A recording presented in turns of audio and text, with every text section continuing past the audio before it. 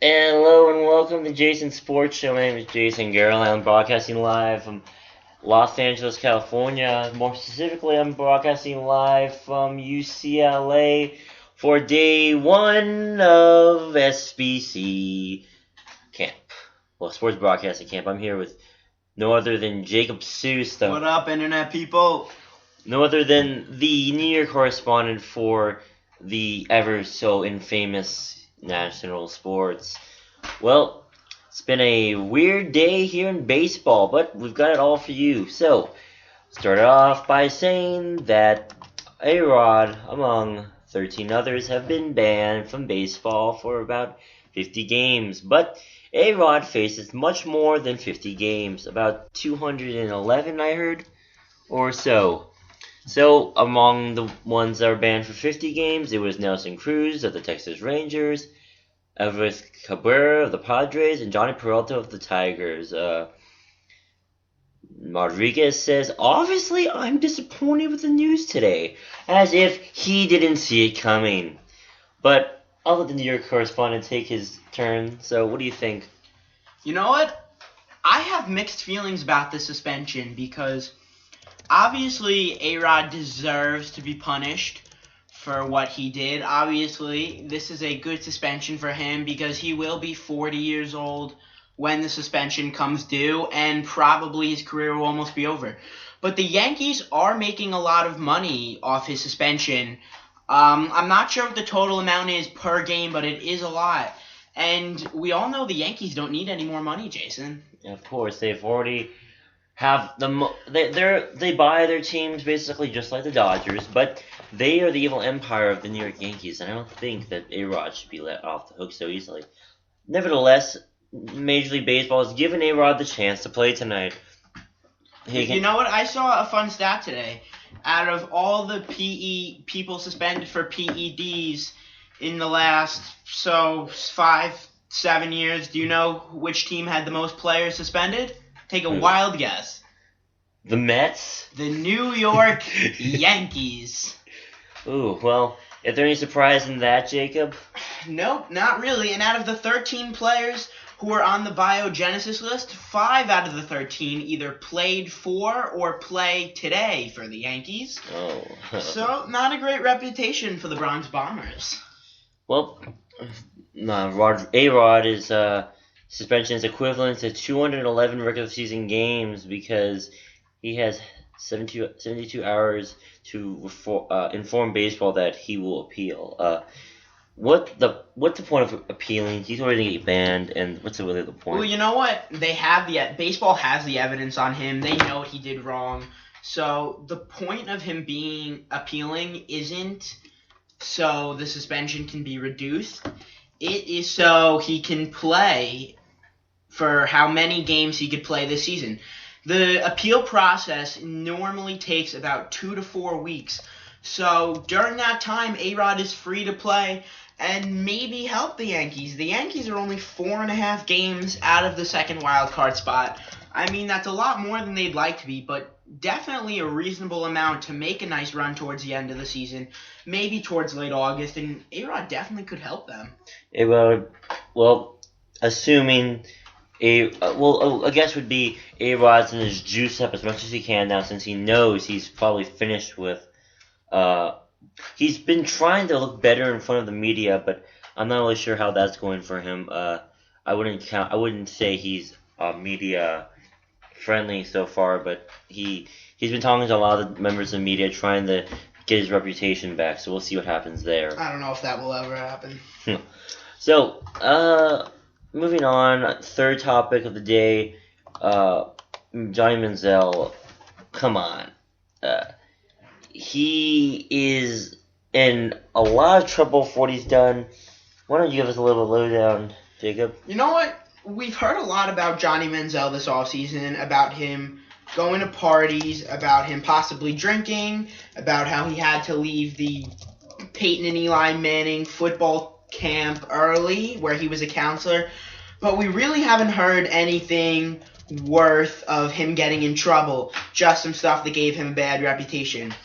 But it has come out yesterday that Manziel has been charging for autographs. about how he's been making people pay for the autographs he's given, and this just isn't a couple autographs.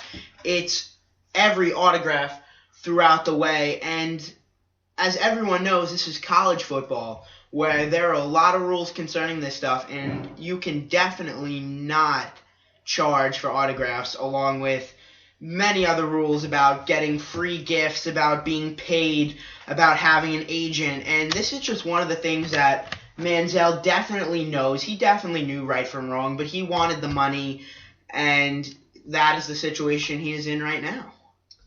So Johnny Manziel, in my opinion, I thought he was a good guy after winning the Heisman. Thought he was going to be good for the Texas A&M football program, but looks like now he's not going to be too good for them. He might actually end up hurting them in the process and costing them maybe a season. So he should just hibernate until the season starts. I mean, he needs to stay out of the media. He's just getting himself into more and more trouble every day. He is one bad move away from being found in a dumpster truck filled to the brim of his nose with cocaine. That's how close he is right now, I think. I mean, I'm sorry. That's an excellent point, Jason. I mean, I'm not saying Johnny Manziel is going to be that kind of guy, but he's getting very close to where the controversies are getting worse and worse. Manziel is still in the process. Despite all of this has happened, he can still be stopped. He can still be sat down. Maybe his parents need to talk to him and say, get your attitude together, or else we are going to have some problems. And you know what? He's causing trouble with NFL teams, too. Teams that possibly could have a top 5 pick next year who would maybe look to draft him are looking at him now and saying, do we really want this on our team? I don't know if they would. That's an interesting point you bring up. Well, Johnny Manziel, we'll find out these coming weeks towards the NCAA season, and we'll hit our last topic of the day, and this is something that hits close to home with Jacob because it goes against his crosstown rivals, the New York Jets. Rex Ryan is asking fans to move forward. ESPN starts the article out with, Rex Ryan wasn't as colorful as Antonio Cromartie, who said it was bullcrap for fans to boo Mark Sanchez during Saturday night's scrimmage. But the New York Jets coach wished that they forgive and forget when it comes to the embattled quarterback. Now, if I'm a Jets fan, I'm having a hard time trying to accept the fact that Mark Sanchez just wasted a season of football, basically. You know what? If you're a Jet fan, why would you move forward? I mean, you've moved forward enough times with Mark Sanchez. You've given him enough breaks. It is time maybe if you want to move forward on Mark Sanchez and forget about him completely and move on to Geno Smith. I mean, New York fans are tough to please, and Mark Sanchez has had a tough time with New York fans ever since about 2 to 3 seasons ago, ever since he couldn't get the job done in the AFC Championship game versus Pittsburgh. So he's caused a lot of trouble and stirred up a lot of chaos with New York fans, and I don't see New York fans giving him a break at all. New York fans want to see him on the bench this year, especially the Jet fans. They want to see Geno Smith get the start. They want to see a bright future for the Jets, and that's what Geno Smith would hopefully bring to the Jets. That is not what Mark Sanchez will bring, and that's what's on New York Jet fans' minds.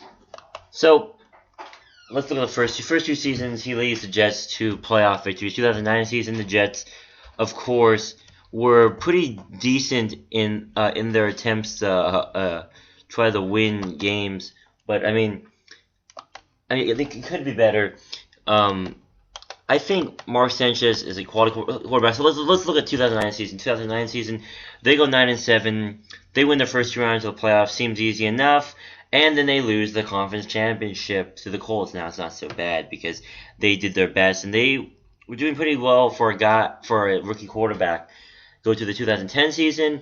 Okay, we make it back to we beat the Patriots in a very emotional AFC divisional playoff game. We face the Steelers. We lose to them quickly. 2011 comes around. It could be better, but 8-8 is not so bad.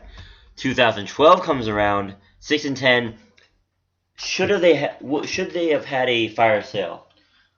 They probably should have. I mean, So that's 2 seasons in a row the Jets underperformed, and that's not acceptable in New York. They don't want to wait to win a championship. They don't want to wait, though, for the team to have to be redeveloped. I know New York fans are tough. They want to win right now.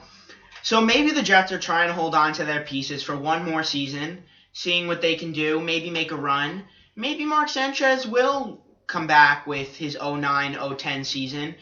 Maybe he will lead the Jets to the playoffs again. I know that's crazy, but we've seen crazier things. So maybe that's what the Jets GM and staff is really looking at. And if they underperform this year, which is expected, that's when I would consider getting rid of Sanchez, getting rid of most of the team, and just rebuilding from scratch with Geno Smith at the helm. So the Jets only won about 6 games. How many wins do the Jets need so Sanchez keeps his job? They need to make the playoffs. Doesn't matter how many wins they get, they need to make the playoffs. Doesn't matter if they win the division or get a wild card spot. And it's pretty much Mark Sanchez and Rex Ryan together. Because if the Jets don't make the playoffs, you could see both of them gone next season. That's an interesting point to bring up. So, this has been Jason Gerlin and Dr.Seus. We'll catch you guys sometime maybe later tonight. Listen for the show. The debate of the night is NASCAR a sport? We'll have our own Daniel Levy and Carl, which I can't pronounce his last name, versus James McDaniels, the newcomer. We'll see who gets destroyed. Hint, hint, NASCAR isn't a real sport. Well, we'll see what happens later tonight. So long, suckers.